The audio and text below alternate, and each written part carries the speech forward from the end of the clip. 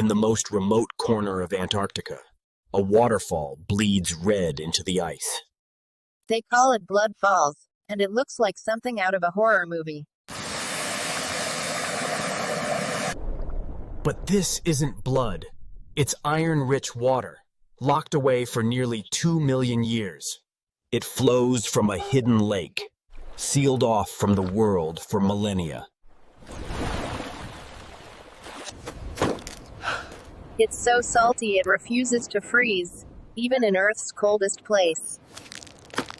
Blood falls, a chilling reminder that our planet still keeps secrets in the shadows.